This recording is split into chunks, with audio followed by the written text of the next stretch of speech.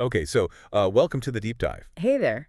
You sent us something really interesting this time. It's a PDF, michael.webb.101.romantic.ideas.pdf. That's the one. Whole list of them. Exactly. So for you listening, we're going to dive into this. We're not just listing ideas, though. No, not at all. We're going to, dig into what's behind these suggestions, what makes them tick. The goal here is to find those core insights, maybe spark some fresh ideas for, well, showing affection. Sounds good. Where should we start? There's a lot here.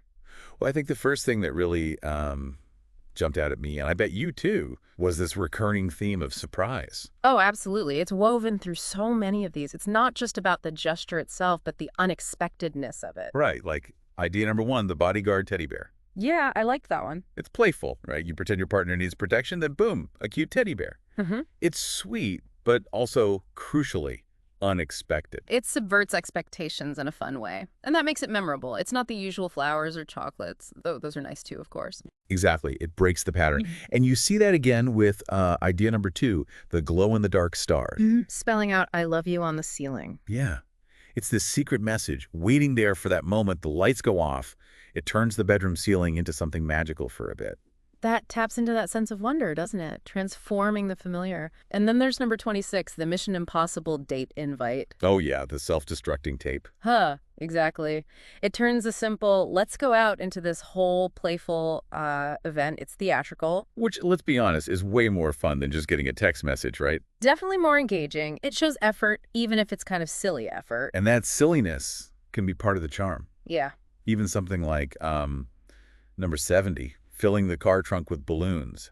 It's simple, visually fun, and totally unexpected when they open it. It's that jolt, isn't it? The brain likes novelty. It makes the moment stand out, probably releases a little dopamine hit, makes the whole thing feel more special. And it keeps things fresh, right? Stops the romance becoming too predictable. Exactly. It injects that bit of excitement. But, it's not all about the surprise element, as important as that is. No, you're right. There's a huge focus on personalization, too. Really showing you know your partner. Yes. This is where it moves beyond generic stuff, like idea 38, recreating a childhood treat. Ooh, that's a good one. Right. You have to have listened, first of all, remembered something they mentioned, maybe ages ago, and then actually made it. That's deep listening put into action. It says, I pay attention to your stories. Your past matters to me. That's incredibly validating. Totally. And similar vibe with idea 27, gifting something they always wanted as a kid but never got. Yeah, connecting with that inner child almost.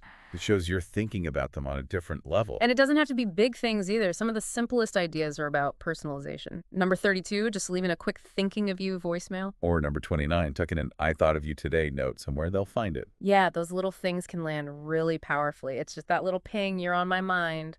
It's tangible proof of a thought. Makes it feel more real. And then there's the more creative stuff, like the personalized magazine cover, number 69. Yeah. Or the matching heart t-shirts, number 71. Maybe a bit cheesy for some. Maybe. But it's about creating something shared and unique to you two. It builds that sense of us. That makes sense. It's about demonstrating you're not just ticking boxes, but really engaging with who they are. Mm-hmm. Which leads nicely into another big theme. Creating shared experiences, doing stuff together. Right, building that bank of memories. A lot of these are activities. Number 9, just lying on the grass, watching clouds. So simple.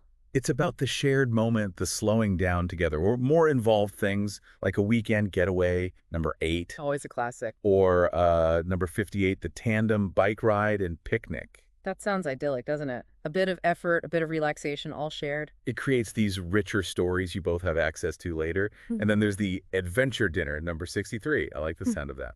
Me too. The coin flips, the timer. It adds that element of spontaneity to just going out to eat. Yeah, it breaks the routine again, introduces playfulness. You don't know where you'll end up for dessert. It lets you both let go of control a bit, which would be really fun. And thinking longer term, there's number 93, making a video time capsule to watch later. Oh, that's really thoughtful. Intentionally creating a future memory point. Yeah, it's like saying, our story matters, let's capture this chapter. It's quite a forward-looking romantic gesture. Definitely. But, while we're talking about getaways and adventures, the list also really values simplicity.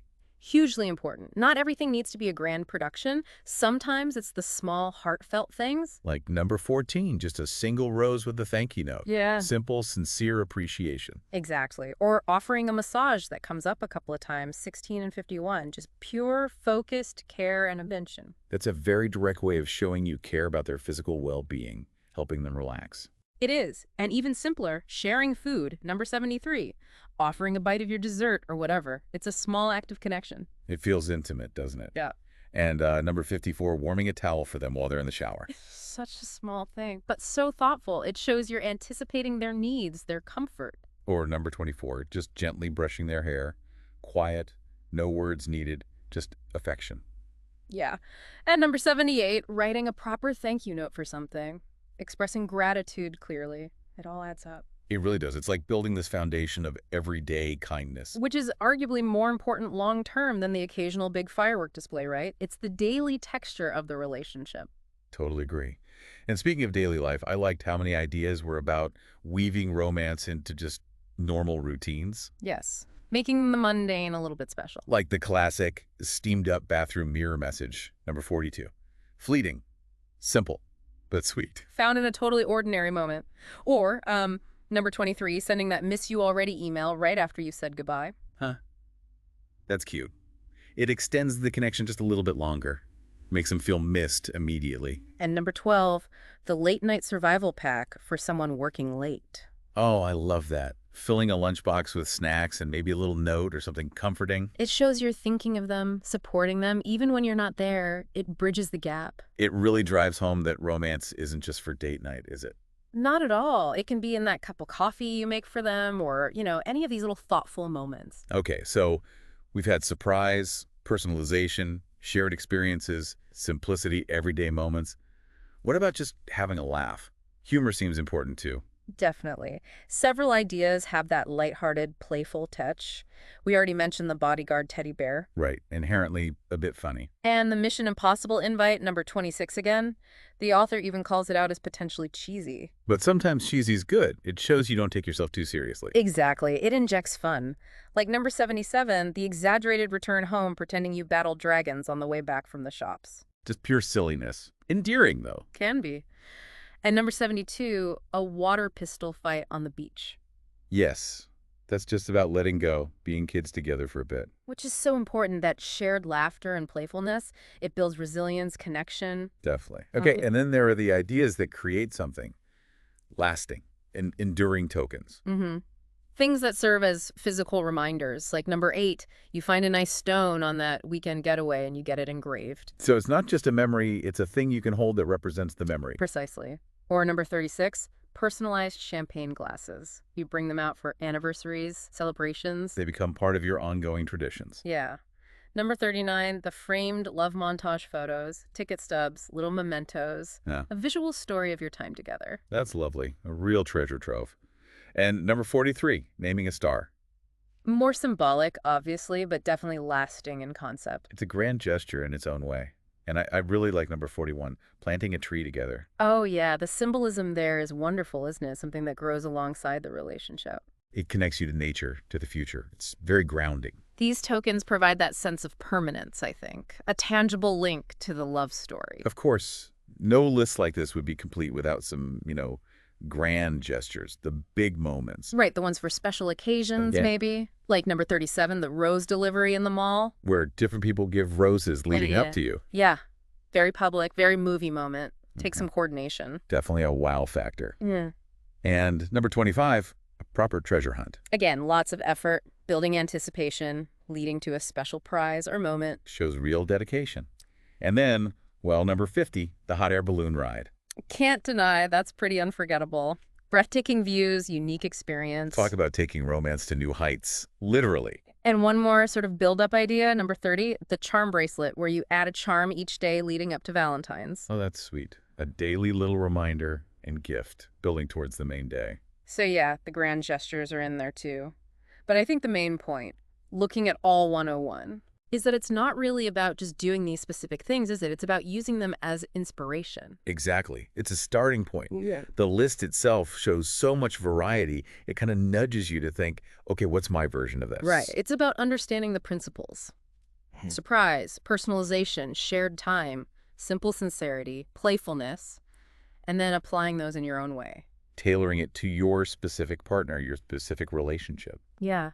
Think of it like a romantic toolkit. Yeah. You pick the tools that work for you, maybe adapt them, maybe invent something totally new based on the same idea.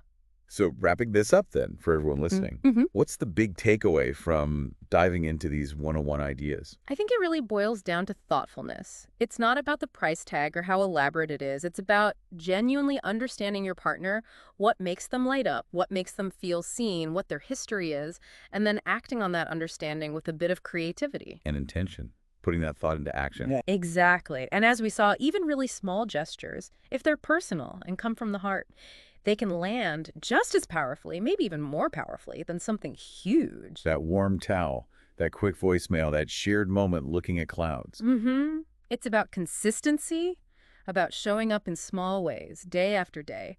That builds the real foundation. So it's less about performing romance and more about authentically expressing care and appreciation in ways that resonate specifically with your partner. Perfectly put. It's about making them feel seen, appreciated, and loved for who they actually are. Which leaves us with a final thought, maybe something for you to mull over. Go on. Thinking about all these underlying principles we discussed, surprise, personalization, shared experiences, simplicity, playfulness, those lasting tokens, even the grand gestures, which of those resonates most with you and your relationship right now? And perhaps more crucially, how could you take that principle, the one that really clicks for you, and well, apply it? How could you use it to create your own little bit of unique magic in your connection? Something to think about. Well, this was fantastic. Thanks so much for sharing this source, this PDF with us. It's been really enjoyable diving into the art of romantic gestures. My pleasure. Lots of great ideas to spark things off. Absolutely. Until our next deep dive,